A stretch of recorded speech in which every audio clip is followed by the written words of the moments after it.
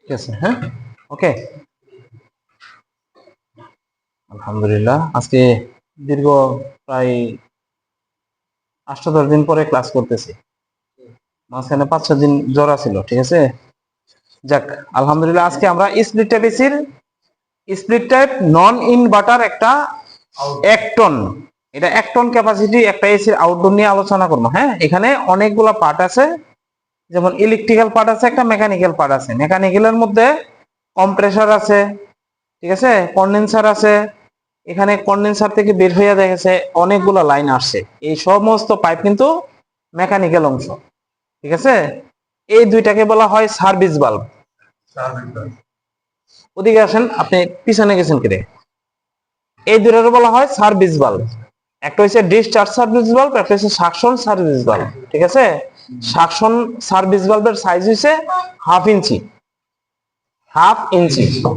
আর discharge service বাল্বের size হচ্ছে 1/4। এই যে পাইপের যে মুখটা লাগাই,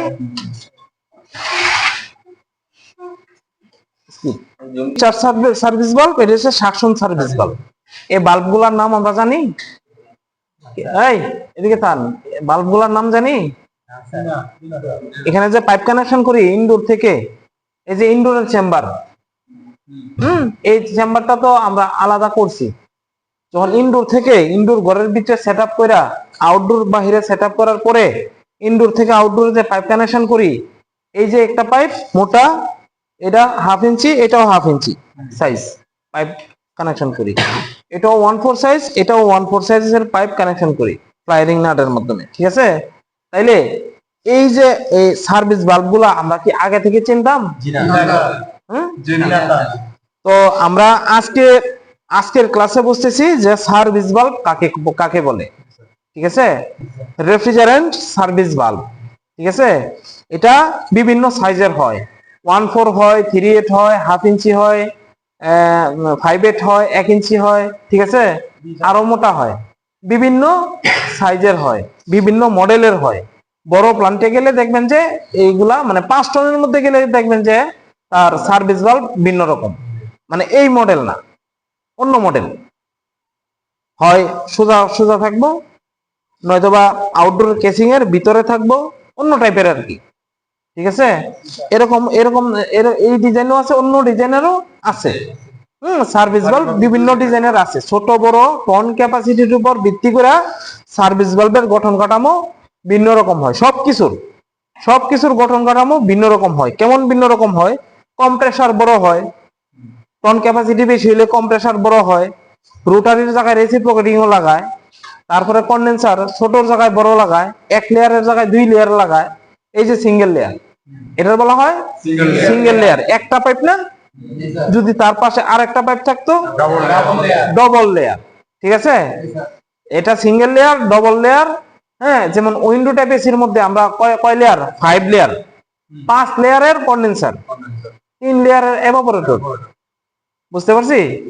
তাইলে উইন্ডো টাইপের ক্ষেত্রে যেহেতু অনেকগুলা পাইপ একসাথে থাকে, এই জন্য অল্প জায়গার মধ্যে লেয়ার বাড়াই দিছে, ঠিক আছে। আরো আদার্স কুলিং ক্যাপাসিটির হিসেব আছে অনেক। তো দেখা গেছে ওই টন ক্যাপাসিটি কমলে জিনিস ছোট হয়, কম হয়, টন ক্যাপাসিটি বাড়লে জিনিস বড় হয়, অধিক হয়, ঠিক আছে। এই জন্য দেখা গেছে তার গঠন কাঠামো ক্যাপাসিটির উপর ভিত্তি করে কম এবং বেশি হয়, বুঝতে পারছেন। তো আজকে দেখা গেছে আমরা এই মেকানিক্যাল চক্রের মানে একটা আমাদের আউটডোরের মধ্যে আমাদের কি কি কাজ আছে, কি কি প্রোগ্রাম আছে, এবং কি কি করণীয়, কোন কোন বিষয় বুঝতে হবে বুঝনীয় বিষয়গুলো আমরা আজকে উপস্থাপন করব। তো এই যে আমাদের ইলেকট্রিক্যাল ওয়ারিং, 1 নম্বরে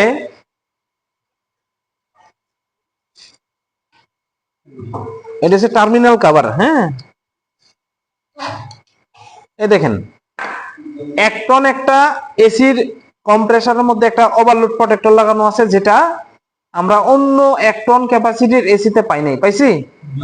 দেখছেন, এটার মধ্যে কিন্তু ওভারলোড প্রোটেক্টর লাগানো আছে, যেটা একটা ফ্রিজের মতো, একটা ফ্রিজের মতো। ফ্রিজের ওভারলোড প্রোটেক্টর উপরে আলাদা লাগানো না, রিলের সাথে হ্যাঁ হ্যাঁ না, উইন্ডোটার তো এটা 2 টন ক্যাপাসিটি, ওইটার মধ্যে থাকবে না। এটা 1 টন তো আগের মডেল, এই কারণে আছে। নিউ মডেল যেগুলো এগুলোর মধ্যে এই ওভারলোড প্রোটেক্টর লাগানো নাই, এইগুলা ভিতরে লাগাই দিছে, ভিতরে মানে এই কেসিং এর ভিতরে লাগাই দিছে, ঠিক আছে। আর এটা উপরে লাগাই দিছে, উপরে লাগাই দেওয়ার সুবিধা একটা, বুঝতে পারছেন। অনেক কম্প্রেসর পরে কি আপনার দীর্ঘদিন চলতে চলতে টেকনিশিয়ানদের কাজের মানে কি বলে যে কোয়ালিটি খারাপ হওয়ার কারণে টেকনিশিয়ানরা এই কাজগুলো করে না। কি করে না, কম্প্রেসরের তেলটা দীর্ঘদিন চললে, যখন আপনার কাছে একটা এসি লিক হয়ে গেছে, মেরামতের জন্য আসছে, নিয়ম হইছে এই কম্প্রেসরের তেল ফালাই দিয়া কম্প্রেসরটা আবার তেল দিয়া কিছুক্ষণ চালাইয়া সার্ভিস করা, মানে কিছুক্ষণ চালানোর পরে যে ভিতরে গাদ গুট ময়লা টয়লা আছে এগুলি নড়াচড়া করে না, নড়াচড়া করলে মানে একটা বোতলের ভিতরে পানি দিয়া যখন আমরা দুধ ধুইতে যাই তখন জাকি দিই না, এই কম্প্রেসরটা তো ওজন, জাকি দেওয়া বোতলের মতন ইজি না। তাইলে কি এটার তেল গুলা ফালাই দিয়া নতুন কিছু তেল দিয়া কম্প্রেসরটা 2-1 মিনিট চালানোর পরে এই তেলগুলা যখন ময়লার সাথে মিক্সার হইব তখন এটা তরলে পরিণত হবে, মানে পাতলা হবে, ঠিক আছে। তখন এই তেলগুলা আবার ফালাই দিয়া প্রয়োজনে এই যে এই টার্মিনালের মধ্যে কাভারটা লাগায়া, এই কাভারটা লাগানো অবস্থায় লাইন দিয়া কম্প্রেসরটা চালানো অবস্থায় কম্প্রেসরটা যদি উপুত করি, এভাবে কম্প্রেসরটা যদি উপুত করলে কি তেলগুলা খুব সহজে তার ডিসচার্জের গতির কারণে তেলগুলা সব বেরিয়ে যাবে। আমার কথা বুঝছেন? তেল পাল্টানোর সিস্টেম এটা হচ্ছে কম্প্রেসরের ভিতরে প্রতিনিয়ত যে পিস্টন সবই তো মেকানিক্যাল লোহা না, এই লোহাগুলা যখন একটা লোহার সাথে আরেকটা লোহা ঘুরে এখানে তো ঘর্ষণ হয়, ঠিক আছে। এই ঘর্ষণ ক্ষয়রোধ করার জন্য আমরা ব্যবহার করি কি লুব্রিকেটিং ওয়েল, একটা লোহার সাথে আরেকটা লোহা যাতে ঘেঁষতে না পারে। মাঝখানে কি থাকে, এই যে এই মেটালটার সাথে এটা এমনি 2 ঘন্টা ঘষেন, 2 ঘন্টা ঘষার পরে দেখবেন যে ক্ষয় হয়ে গেছে, এভাবে ঘষতে বুঝতে পারছেন।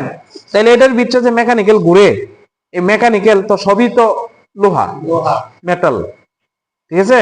এই মেটাল গুলো একটা মেটালের সাথে আরেকটা মেটাল ঘুরতে হয়। মাঝখানে যে পার্টিশন লুব্রিকেটিং ওয়েল এটা থাকার কারণে ক্ষয়টা ততটা হয় না, লং টাইম সার্ভিস দেয়, লং টাইম পরে গিয়া কম্প্রেসরটা উইক হয়। তাই ওই মেকানিক্যাল উইক হওয়ার আগেই কিন্তু আমাদের তেলের কারণে মেকানিক্যাল নষ্ট হয়ে যায়। ইলেকট্রিক্যাল মোটর, এটার ভিতরে যে ইলেকট্রিক্যাল মোটর আছে, যেটা এই যে আমরা ইলেকট্রিক লাইন দিয়ে চালাই, এই মোটরটাও নষ্ট হয়ে যায় তেলের কারণে, সময় মতো সার্ভিস ভালো করতে না পারার কারণে। মানে আপনার জ্ঞান দ্বারা ভালো সার্ভিস আপনি যদি করতে পারেন তাহলে এসিটা দীর্ঘদিন সার্ভিস চালাইতেছেন, চলবো, যতদিন চলে চলবো, কিন্তু এক পর্যায়ে গিয়ে কম্প্রেসরটা উইক হয়ে যাবে, বুঝতে পারছেন। তাহলে এই যে তেল পাল্টানো, এসিটা লিকেজ যে কোনো কারণে আপনার এখানে আসছে, খুলে নিয়ে আসছেন আপনার সার্ভিস সেন্টারে মেরামতের জন্য, আইনে 1 নম্বরে কি করবেন, মিটার দিয়ে পরিমাপ করে দেখাইছি না, কেমনে মোটরটা কেমনে মোটরের রানিং স্টার্টিং কমন খুঁজে বের করবেন, কেমনে মোটরের বডি শর্ট বডি লিকেজ আছে কিনা বের করবেন, দেখাইছি। সব বুঝতে পারি না আমরা? হ্যাঁ, আমাদের তো নতুন করার কিছু দেখানোর নাই। হ্যাঁ, এই যে ভিডিওতে আমি আর তোমাদের কি দেখাম, তোমরা তো পুরানো হয়ে গেছো, যারা নতুন তাদেরকে দেখান যায়, ঠিক আছে। আমরা যখন এখানে রানিং স্টার্টিং মাইপা বার করতে যাই মিটার দিয়া, তখন রানিং স্টার্টিং মাইপা, এই রানিং স্টার্টিং এর সাথে শুধু রানিং আর স্টার্টিং কি মাপা কম্প্রেসারের জন্য যথেষ্ট? একটা কম্প্রেসার ভালো না মন্দ ওইটা বোঝার জন্য এই রানিং স্টার্টিং তার মান সঠিক আছে কিনা, রানিং স্টার্টিং সঠিক বের করতে পারছে কিনা, তার মান সঠিক দেখাইছে কিনা, এইগুলা পরিমাপ করতে হবে। তার সাথে করতে হবে এই কয়েলের সাথে তার বডি লিকেজ আছে কিনা। কয়েলের মধ্যে একটা মিটারের একটা নবের মাথা আর মিটার আরেকটা মাথা বডির সাথে। এবার কম্প্রেসর যে বডির সাথেই ধরেন, যেখানেই ধরেন, বডির সাথে লিকেজ আছে কিনা, এগুলা পরিমাপ করতে হবে। লিকেজ থাকলে, বডি লিকেজ থাকলে চলবে না, বাতিল। কয়েল রেজিস্ট্যান্স যদি কম দেখায়, দুর্বল দেখায়, এলোমেলো দেখায়, তাইলেও চলবে না। কিছু কিছু ক্ষেত্রে চলে, কিছু কিছু ক্ষেত্রে চলে, মান উল্টা পাল্টা দেখায়, কিন্তু তারপরে আমরা চালাইতে পারি, কিন্তু কম্প্রেসরটা দুর্বল, উইক, বেশি দিন টেকসই হবে না। বুঝতে পারছেন? একটা কম্প্রেসর ভালো না মন্দ ডিক্লেয়ার দিতে গেলে অনেক দিক নির্ণয় করা লাগে। তেলের কারণে কম্প্রেসরটা নষ্ট হয়ে গেছে কিনা, ভিতরে অতিরিক্ত গাদ ময়লা হয়ে গেছে কিনা, এটা তেলের কারণে হয়। ঠিক আছে? আপনি সময় মতো এই যেমন উল্টাপাল্টা গ্যাস দেন, উল্টাপাল্টা গ্যাস দেন, এটার মধ্যে কিছু গ্যাস আছে, কিন্তু আর কিছু গ্যাস দিলে এটা কমপ্লিট হবে, কিন্তু গ্যাসটা কমার কারণ কি এটা তো কখনো নির্ণয় করেন না, যাচাই করেন না। অনেক টেকনিশিয়ান এইভাবেই কাজ করে, যাচাই করতে গেলে তার লস হয়। মনে করেন যে এটা 22 গ্যাসের এসি, 22 নাম্বার গ্যাসের এসি, তো 1 কেজি গ্যাসের দাম 3500 টাকা। 1 কেজি গ্যাসের দাম যদি 3500 টাকা হয়, এটার মধ্যে মনে করেন যে 700-800 গ্রাম গ্যাস লাগে। গিয়া দেখলেন যে 150 থেকে 65 PSI প্রেসার থাকে, রানিং প্রেসার 22 গ্যাসের। তাইলে গিয়া দেখলেন যে 30-35 প্রেসার আছে, ঠান্ডা আছে মোটামুটি, ততটা না, মানে মানে কোনো মতো চলবো আর কি, না থাকার মধ্যে, মানে খারাপের মধ্যে, মন্দের মধ্যে ভালো আর কি। ঠিক আছে? মন্দের ভালো দিয়ে তো আপনার চলবো না, ভালোর মধ্যে ভালোই দিব। ঠিক আছে? তাইলে এই মন্দের ভালো যদি করতে চান, তাইলে আপনার করতে হইব বাটপারি। কেমন বাটপারি? আপনি এখানে 30-35 PSI প্রেসার আছে, আপনি এখন 50-55 বা 60 PSI প্রেসার দিতে গেলে আপনার অর্ধেক গ্যাস লাগবে, অর্ধেক গ্যাস কমে গেছে। তার মানে অর্ধেক গ্যাস কমার কারণ কি? অবশ্যই আউটডোরের কন্ডেন্সারের মধ্যে, এই কন্ডেন্সারের মধ্যে লিক আছে, নয়তোবা ইনডোর চেম্বারের মধ্যে, এই যে কুলিং চেম্বারের মধ্যে লিক আছে, নয়তোবা এই সার্ভিস ভালভ, এই যে এই সার্ভিস ভালভের এই গোড়ায়, এই যে এই দিক দিয়ে লিক হয়, অথবা এই যে পাইপ কানেকশন করছেন, এই যে পাইপ কানেকশন করছেন এখানে, এই পাইপ কানেকশনের মধ্যে গোড়ায় ফ্লায়ারিং নাটের গোড়ায় লিক হয়, অথবা এই যে এই সার্ভিস ভালভের এই যে এই ভিতর দিয়া স্কিপ, এই যে সার্ভিস ভালভের এই যে এই গোড়া দিয়া, এই যে পাইপটা লাগছে, এই পাইপের গোড়া দিয়া লিক হয়। ঠিক আছে? এই যে গোড়া দিয়া, এই যে এদিক দিয়া, হ্যাঁ, এই গোড়া দিয়া লিক হয়। এই দিক দিয়ে যদি লিক হয়, তাইলে আমরা সহজে বুঝতে পারি না, টেকনিশিয়ানরা ধরতে পারে না। অনেক টেকনিশিয়ান যারা জ্ঞানী, কাজ করতে করতে বয়স হয়েছে এবং সে ক্রিটিক্যাল কাজ করে অভ্যস্ত, তারাই বুঝতে পারে। এই গোড়ার মধ্যে লিক হইলে সূক্ষ্ম লিক হয়, মানে গ্যাস চার্জ করার 7-10 দিন পরে বা 15 দিন, 20 দিন, 1 মাস 1.5 মাস পরে গিয়া লিক বেরোয়, তার মানে সূক্ষ্ম লিক, এই গোড়া দিয়ে লিক হয়। বুঝতে পারছেন? এই গোড়া দিয়ে লিক হয়। তাইলে এই গোড়া দিয়ে লিক হইলে আপনার বুঝবেন কিভাবে লিক কোন কোন জায়গায় হয়। এই লিক মেরামত, কম্প্রেসার ভালো মন্দ এবং কম্প্রেসার সার্ভিসিং, ইলেকট্রিক্যাল ওয়ারিং, একটা কম্প্রেসার এবং একটা ফ্যান মোটর, একটা দুইটা মোটরের জন্য 2টা ক্যাপাসিটর, অথবা একটা মাল্টি ক্যাপাসিটর, যেটা কম্বাইন্ড ক্যাপাসিটর বলে। ঠিক আছে? 2টা মোটর যদি চালান একটা ক্যাপাসিটর দিয়া, লাগবে কম্বাইন্ড ক্যাপাসিটর। যদি 2টা মোটর 2টা ক্যাপাসিটর দিয়ে চালান, লাগবে রানিং ক্যাপাসিটর। ঠিক আছে? তাহলে এই বিষয়গুলা আজকে বিস্তারিত বুঝবেন। তাহলে একটা বিষয় বুঝছেন কি? কম্প্রেসার। দ্বিতীয় আরেকটা বিষয় বুঝতেছেন লিকেজ। লিকেজটা কোনখানে হয়? লিকেজটা সার্ভিস ভালভে হয়, সূক্ষ্ম লিক। এই যে এদিক দিয়া, এই যে ডেড ক্যাপটা লাগাইতেছি, এই ডেড ক্যাপের এদিক দিয়ে লিক হয়। আবার এই সার্ভিস ভালভের গোড়া দিয়া, যে পাইপটা কানেকশন হয়েছে, পাইপের গোড়া দিয়ে এখানে লিক হয়। ঠিক আছে? চিকন মোড়া সব জায়গায়। তারপরে এই যে ওয়েল্ডিং করা হয়েছে, হ্যাঁ, এই জ্বালার গোড়া দিয়ে লিক হয়। এই যে ওয়েল্ডিং এর গোড়া দিয়া, এই যে ইউর মাথায় কিন্তু ওয়েল্ডিং করা হয়েছে প্রত্যেকটা। ঠিক আছে? এইসবের গোড়া দিয়া লিক হয়। ঠিক আছে? তারপরে আরো লিক হয় এদিকে, এই যে কন্ডেন্সারের মাঝখানে, এই যে পাইপের লেয়ার গুলা গেছে, হ্যাঁ, এই কন্ডেন্সারের মাঝখানে এই পাইপ গুলা ভিতর থেকে লিক হয়। বুঝতে পারছেন? এই ভিতর থেকে লিক হয়। তখন আমরা কি করতে হয়? তখন আমাদের লিক চেক করার জন্য, এই মাঝখানে লিক হয়েছে না কোথায় লিক হয়েছে তা তো আমরা জানি না। আমরা করবো কি, এই কন্ডেন্সারটা পানিতে বা কোনো একটা পুকুরে চুবানো অবস্থায় আমরা লিক ফাইন্ড আউট করতে পারবো খুব সহজে। ঠিক আছে? কিভাবে? এই যে এই ডিসচার্জের এই মুখ থেকে, কম্প্রেসার ডিসচার্জের এই মুখ থেকে হিট দিয়া এই পাইপটা এখান থেকে খোলাই নেব। খোলাই নিয়ে এখানে আমি একটা নন রিটার্ন, এই যে এরকম একটা সকেট লাগাই নেবো, নন রিটার্ন বাল্বের সকেট ওয়েল্ডিং করে নেবো, এদিক দিয়ে প্রেসার দেবো, তারপরে এই যে কন্ডেন্সারের এই যে এটা হচ্ছে আউট মাথা, এই যে ক্যাপিলারির মাথা, এটা হচ্ছে আউটপুট, ঠিক আছে। এই মাথাটা ব্লক করে দেবো, ব্লক করে এই কন্ডেন্সারটা এই যে এখানে একটা স্ক্রু লাগানো আছে আর ওইখানে একটা স্ক্রু লাগানো আছে, এই যে এখানে একটা স্ক্রু লাগানো আছে, ঠিক আছে। এই দুইটা স্ক্রু খোলাইয়া আমরা এই কন্ডেন্সারটা এই যে তারপরে এই বডির সাথে এখানে কয়েকটা স্ক্রু, কয়েকটা লক আছে, স্ক্রু আছে, এই যে এখানে একটা স্ক্রু আছে, এখানে একটা লক আছে, এই যে একটা লক আছে, ঠিক আছে। এই লক গুলা খোলাইয়া স্ক্রু গুলা খোলাইয়া কন্ডেন্সারটা এখান থেকে আউট করে আমরা প্রেসার দিয়া নাইট্রোজেনের 350 থেকে 400 পিএসআই প্রেসার দিয়া, কন্ডেন্সার যেহেতু প্রেসার বেশি লাগবে, 300 থেকে 350 বা 400 পিএসআই প্রেসার দিয়া এই কন্ডেন্সারটা আমাদের যে হাউস আছে বা পুকুর আছে যেখানে পানি আছে চুবানোর মতন সুবিধা আছে, ওই সুবিধাজনক পানির মধ্যে চুবাইয়া আমরা লিক চেক করতে পারবো যে কোন সিনচার কোন জায়গা থেকে লিক বের হয়। তদ্রূপ আমরা এই সার্ভিস বাল্বও চেক করতে পারি সন্দেহজনক ভাবে। আমরা যখন এখান থেকে খোয়া এখানে প্রেসার দিয়া এখানে একটা বন প্লাগ লাগায়া মানে ডেড কেপ লাগায়া বা একটা ব্লক পাইপ দিয়া ফ্লাইরিং নাট দিয়া ব্লক লাগায়া ব্লক বানায়া এখানে ব্লক লাগায়া এদিক দিয়া প্রেসার দিয়া এইখান থেকে খোলানোর পরে পানির মধ্যে নিয়ে চুবাই, তদ্রূপ এটাও আমি পানিতে চুবাইয়া লিক চেক করতে পারবো সেম ভাবে। কন্ডেন্সার যেভাবে প্রেসার দিয়ে চুবামো, এই সার্ভিস বাল্বটাও প্রেসার দিয়ে চুবামো।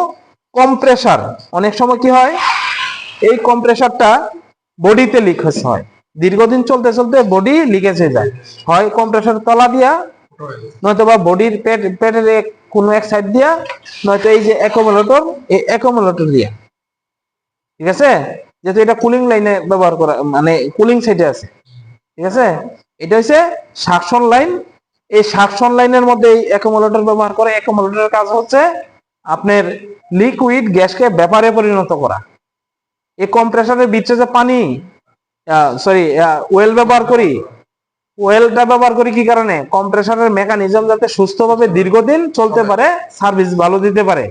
এই তেলটা যখন লিকুইড গ্যাস যাবে, প্রতিনিয়ত লিকুইড গ্যাসের সাথে তেল যখন মিক্সার হবে, তেলের কার্যকারিতা নষ্ট হয়ে যাবে না, কার্যকারিতা যাতে নষ্ট না হইতে পারে, যার জন্য আমরা অ্যাকুমুলেটর ব্যবহার করি সাকশন লাইনে, সরাসরি কম্প্রেসারের ভিতরে যাতে লিকুইড ঢুকতে না পারে, ঠিক আছে। এটার নাম হইলো অ্যাকুমুলেটর। সমস্ত ফ্রিজে হোক, এসিতে হোক, চিলারে হোক, ড্রায়ারে হোক, বড় সেন্ট্রাল প্লান্টে হোক, সব জায়গায় আমরা এই লিকুইড লাইনে আমরা এই অ্যাকুমুলেটর ব্যবহার করি, যাতে সরাসরি কম্প্রেসারের ভিতরে লিকুইড গ্যাস ঢুকতে না পারে, প্রবেশ করতে না পারে, ঠিক আছে।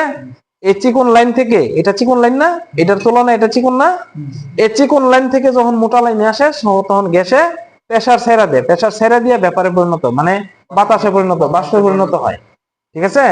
এই বাষ্প গ্যাসটা কম্প্রেসারের ভিতরে ঢুকে, কম্প্রেসার দীর্ঘদিন এভাবে ভালো তেলে, একটা হচ্ছে তেলের কারণে, আর একটা হচ্ছে লিকুইড গ্যাস যাতে সরাসরি কম্প্রেসারে ঢুকতে না পারে। এই দুইটা গুণ কম্প্রেসারকে দীর্ঘদিন সার্ভিস দিতে পারে, এই দুইটা গুণ যদি তার মধ্যে ভালো থাকে, বুঝতে পারছেন। তো এটা হলো আমাদের লিকেজের বিষয় বুঝাইলাম, কম্প্রেসারের বিষয় বুঝাইলাম। এখন আজকে মৌলিক বিষয় যেটা আপনাদের মধ্যে বা বিভিন্ন টেকনিশিয়ানদের মধ্যে 3 মাস ট্রেনিং করার পরে আপনারা, আমি আশা করি এখান থেকে বের হইয়া কোনো নিজে ওয়ার্কশপ দেন বা নিজে কোথাও চাকরি করতে যান কোনো কোম্পানিতে, বা অন্যের ওয়ার্কশপে চাকরি করেন, এসি সার্ভিসের দোকানে, যে কোনো জায়গায় যান বা কেউ বিদেশ যান, যেভাবে আমরা কাজ শিখাইতেছি, দেখাইতেছি, বুঝাইতেছি, হাতে হাতে করতেছেন, এভাবে যদি কাজগুলো আপনারা ধরতে পারেন, বিদেশ গিয়েও কাজে অবহেলিত হইবেন না। আল্লাহর রহমতে খুব সুন্দর করে বুঝাইতেছি, এই কাজগুলা পাই টু পাই, একদম পাই টু পাই, হাতে হাতে যদি করেন, হাতে হাতে বুঝেন, তাইলে কিন্তু এই কাজগুলা পৃথিবীর যে কোনো প্রান্তে যায় আপনি করতে পারবেন, আপনারা কেউ অবহেলা করবো না, কারণ আপনি কাজ সুন্দরভাবে বুঝতেছেন, ঠিক আছে। এই একদম পিওর, এইভাবে পিওর ভাবে যদি আপনারা কাজ করতে পারেন, আল্লাহর রহমতে মাঠে ময়দানে কোথাও গিয়ে আপনার ভাতের অভাবে কষ্ট করবেন না, ঠিক আছে। রিজিকের অভাব আপনার হবে না ইনশাল্লাহ, যদি রিজিক তকদিরে থাকে। আল্লাহ যদি রিজিক উঠায় নেয় সেটা আলাদা বিষয়, ঠিক আছে। কর্মের অভাবে মানুষের রিজিকের কষ্ট করে, এবং কর্ম থাকার পরে রিজিকের কষ্ট করে, কারণ ভালো কর্ম জানে না। যেমন প্রবাসী যারা যায়, অনেক লোকের সাথে আলোচনা হয়, সে বাংলাদেশ থেকে বইলা গেছে অনেক ভালো কাজ জানে, ওই দেশে যাওয়ার পরে যখন কাজ হাতে উঠাই দিছে কাজ করতে পারে না।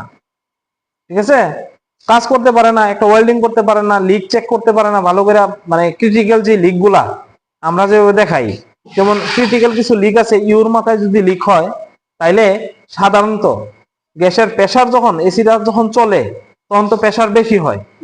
ঠিক আছে, প্রেসার বেশি হওয়া অবস্থায় ইউর মাথায় লিক হয়।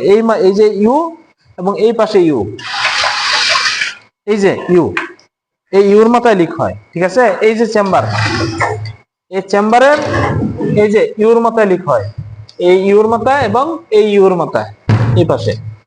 ঠিক আছে, লিক হইলে তখন আমরা ক্রিটিক্যাল লিকেজ গুলা ধরতে পারি না, তখন আমরা কি করি, বার্নার দিয়া, ওই যে টর্চ, যে টর্চ দিয়ে আমরা ওয়েল্ডিং করি, গ্যাস ওয়েল্ডিং, এই টর্চ দিয়া যখন আমরা ইউর মাথার মধ্যে বা পাইপের মধ্যে আমরা হালকা হিট দিই, এত হিট দিয়ে ধরুন যাবে না যাতে পাইপের মান নষ্ট হয়ে যায়, হালকা হিট দিয়া শুধু উপরের যে কার্বন গুলা, ময়লা গুলা যাতে উইটা যায় এতটুকু হিট দেবো, বেশি না। আর হিট তো আমরা কতটুকু এটা প্রতিনিয়ত দেখতেছেন, ইনডোর চেম্বার করা দেখতেছেন না, ইনডোর চেম্বার মেরামত করা, ওয়েল্ডিং করা দেখতেছেন না, তো আমরা প্রতিনিয়ত কিন্তু দেখাইতেছি।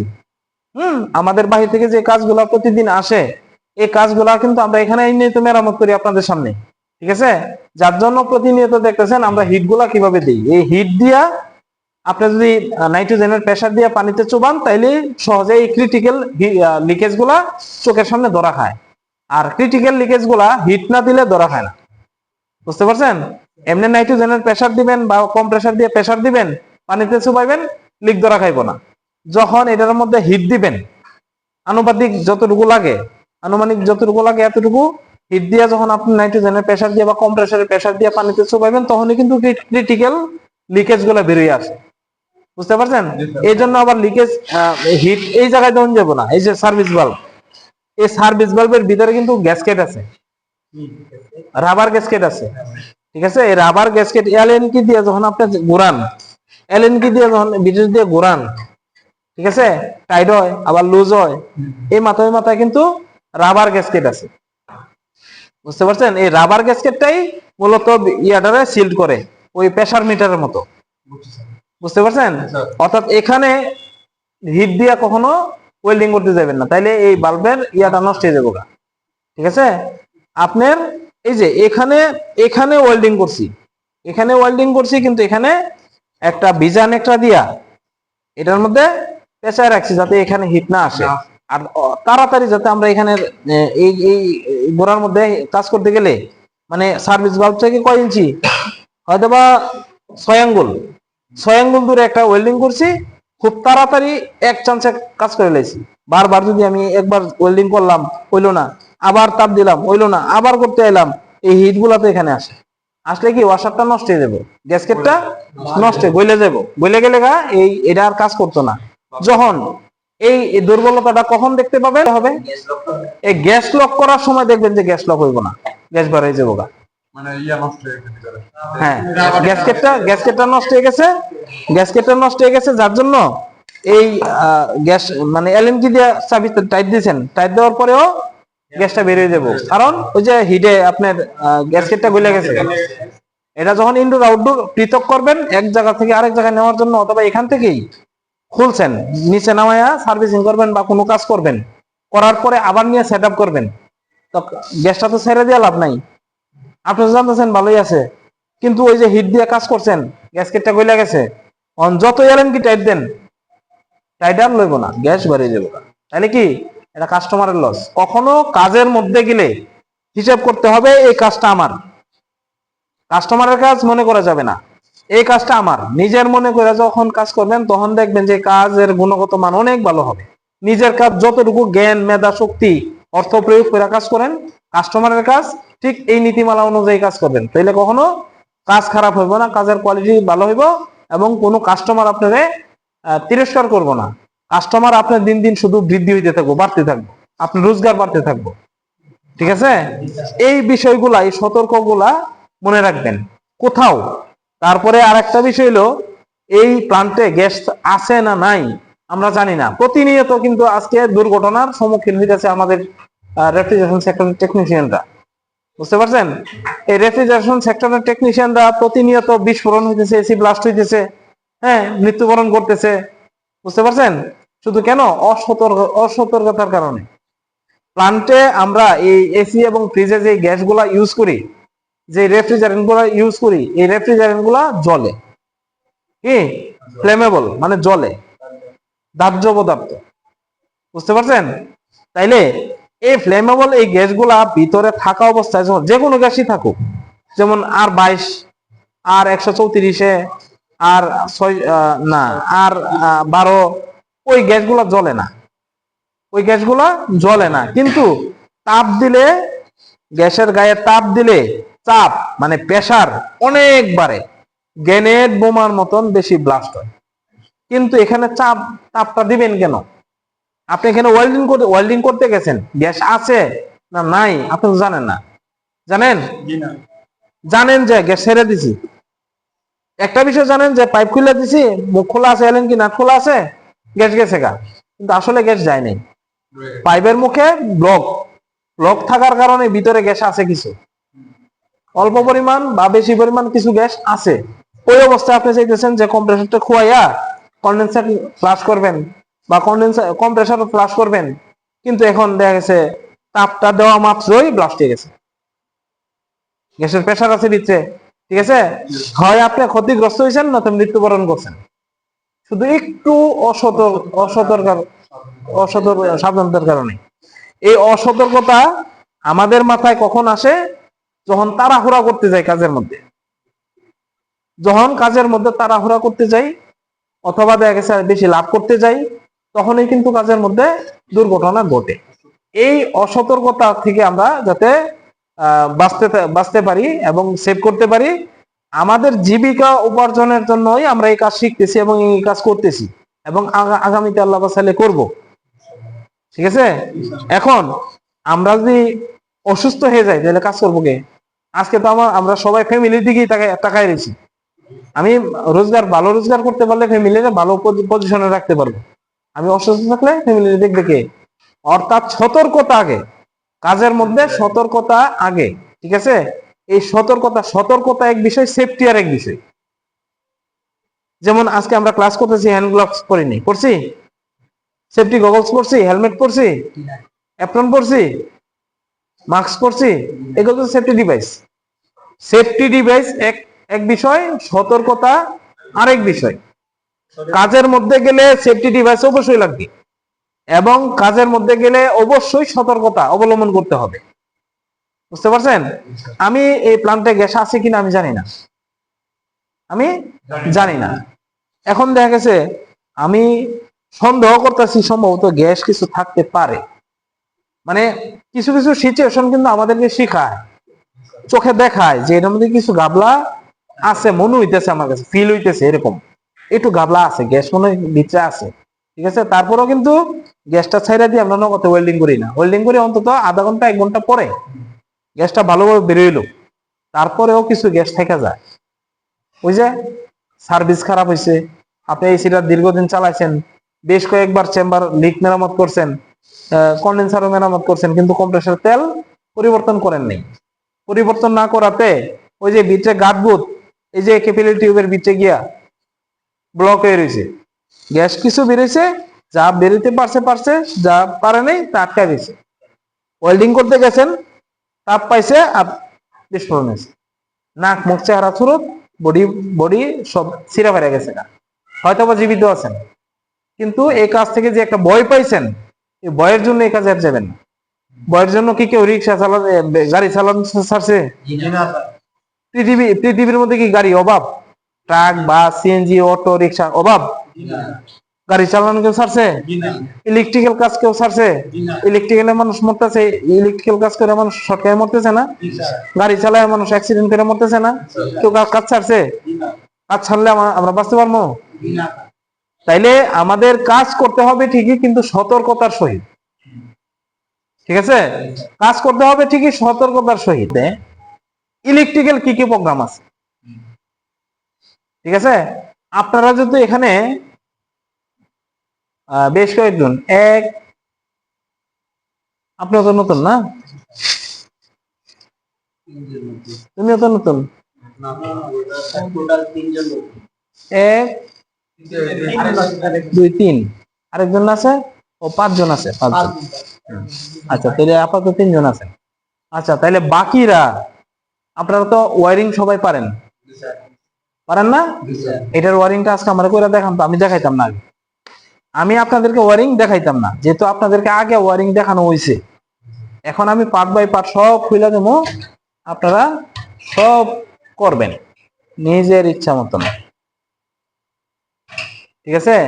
যদি করতে না পারেন, মিটার দিয়া লাইন খুঁজা বাইর করে সম্পূর্ণ, মনে করেন যে একটা টেকনিশিয়ান কাজ করতে গেছে, একদম পার্ট বাই পার্ট সব খুইলা মুইলা লন্ড বন্ড কইরা, মানে একবারে মানে জগা খিচুড়ি বানাইতে গেছে, বুঝতে পারছেন?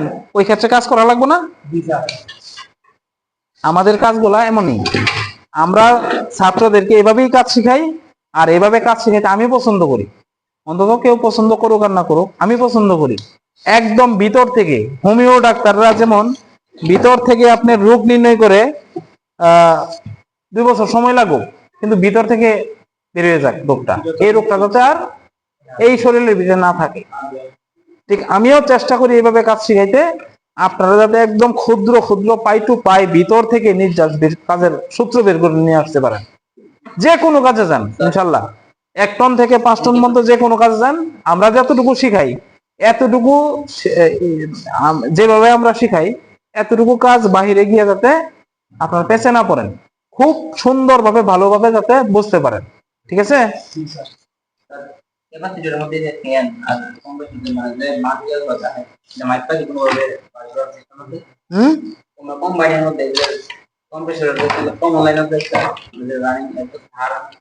ক্যাপাসিটর ব্যবহার করা হয়েছে, এরকম কি হার্ম আছে?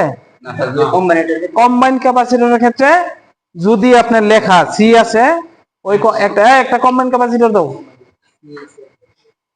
একটা সি আছে, একটা এফ আছে, একটা এইচ আছে, এই যে কম্বাইন ক্যাপাসিটর, ঠিক আছে? এটা হচ্ছে রানিং ক্যাপাসিটর, এটা হচ্ছে কম্বাইন ক্যাপাসিটর, এটাও রানিং ক্যাপাসিটর, এটা ফ্যান মোটরের ক্যাপাসিটর, এটা কম্প্রেসরের ক্যাপাসিটর। আর এই 2টা ক্যাপাসিটর এটার ভিতরে আছে, এই 2টা ক্যাপাসিটর এটার ভিতরে আছে, অর্থাৎ এটা কম্বাইন ক্যাপাসিটর, ঠিক আছে? মাল্টি ফাংশন, ঠিক আছে? তো এখানে লেখা আছে হলো এফ এ এন, ফ্যান, অথবা কোনো কোনো ক্যাপাসিটর শুধু এফ দেয়া থাকে, এটাই বুঝতে পারছেন? হ্যাঁ, এটাই এফ দিয়া ফ্যান। ক্যাপাসিটর গায়ের মধ্যে যখন লেখা থাকবে এফ, তখন বুঝতে হবে এটা ফ্যান। যখন ক্যাপাসিটর গায়ে লেখা থাকবে এটা এস এস ই আর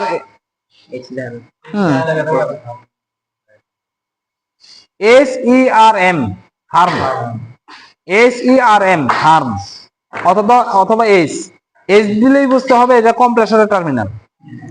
এখান থেকে কম্প্রেসরের স্টার্টিং এ গেছে এস থেকে, আর এফ এর মধ্যে থাকবে ফ্যান মোটরের স্টার্টিং, আর সি এর মধ্যে থাকবে কমন। 2টা ক্যাপাসিটরের কমন মাথা এটা, এটার মধ্যে মেইন লাইন বা নিউট্রাল আসবে এখান থেকে, হ্যাঁ, ওই ইয়াতে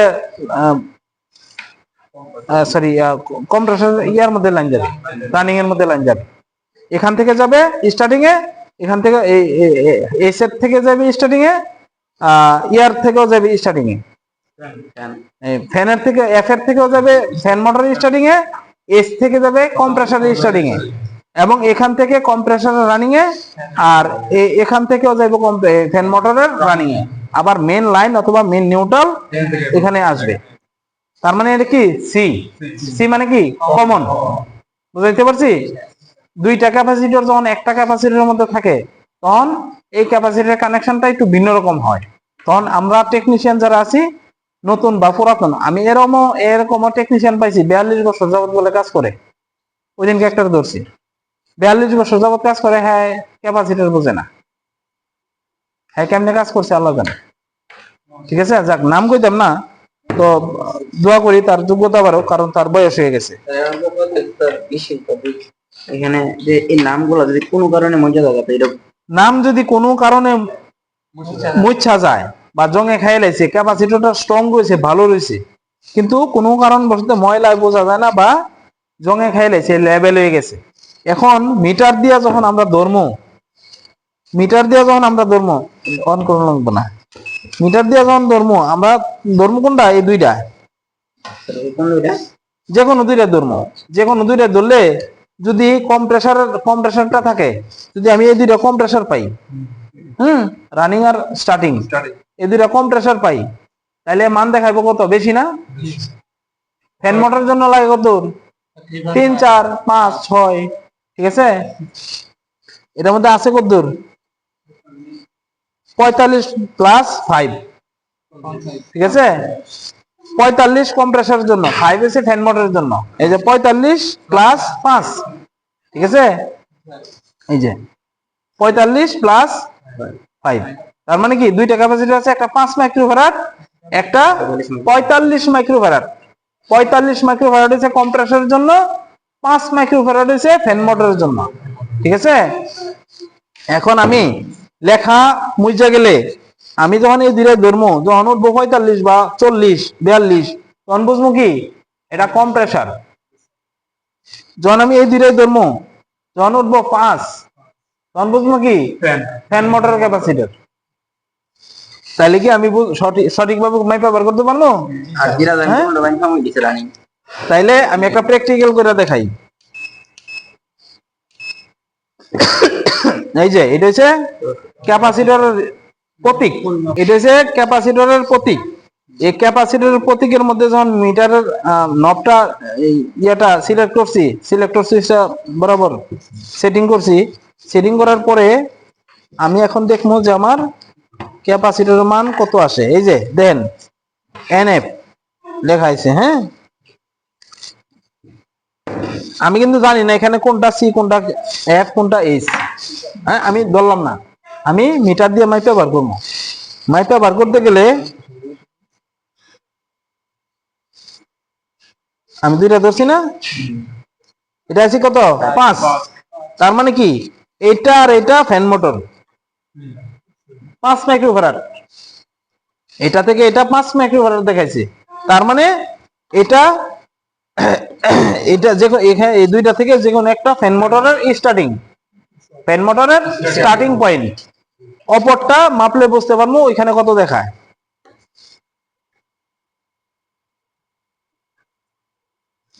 এখানে 46.8, তার মানে কি এটা কম্প্রেসরের স্টার্টিং। তাহলে কমন তো পাই গেছি, fan motor steering, compressor steering, fan motor. এটা থেকে ধরে যেহেতু আমি এটার মধ্যে মান পাইছি 5, তাইলে এটা ফ্যান মোটরের ক্যাপাসিটর স্টার্টিং, ফ্যান মোটরের স্টার্টিং এসে লাগবে এখানে।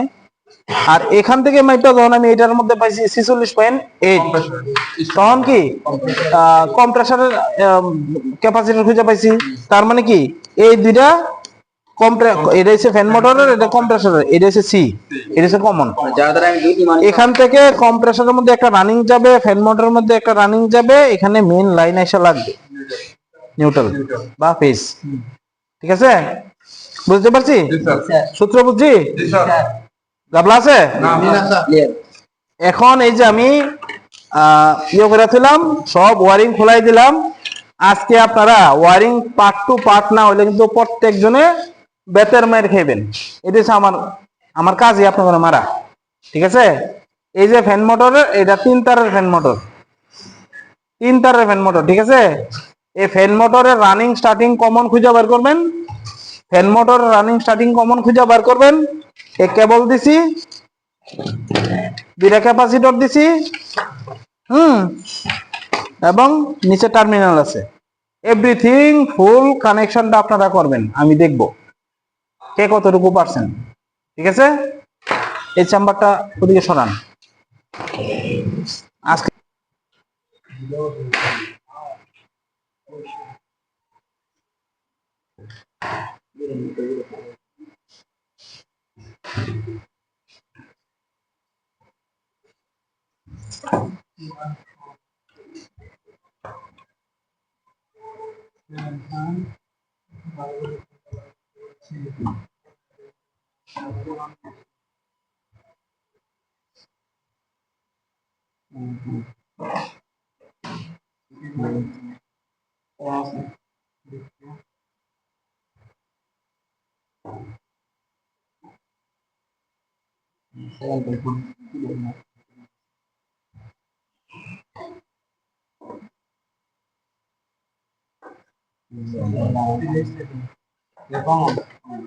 কমন না এটা রানিং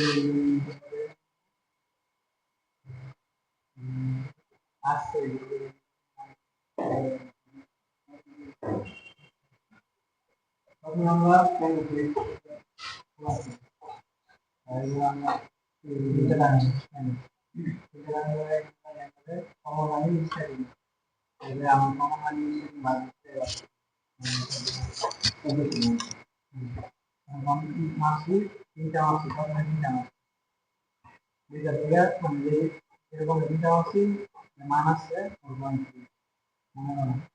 এবং হচ্ছে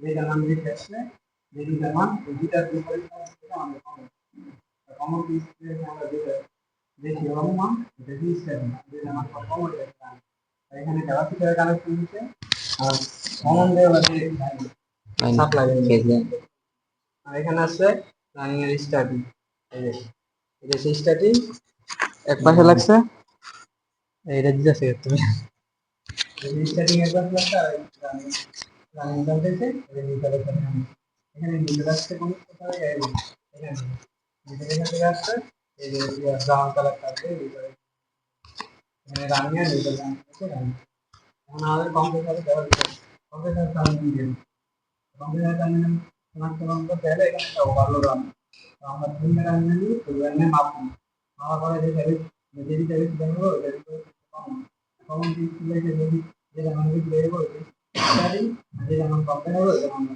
ওইটা রান আমরা এখানে পাই স্টাডি যদি বাদ করতে এবং রান করি এখন কম এটা আমাদের রান করা হতো রানিং ডেটাবেসে করে কানেকশন করতে গেলে যে কোনো কথা আমরা রানিং স্টাডি করতে পারি সমস্যা নেই এখান থেকে আমরা কমন ডিরেক্ট আমরা কি সেটি দিই কানেক্ট করে মেইন লাইনে দিয়ে দিচ্ছি এখন কমন কানেক্টরের মেইন লাইন দিয়ে আমরা ওভারলোড থেকে একদম দিয়ে কম্পিউটারে কমন কমন হয়েছে এখানে আমরা থেকে রানিং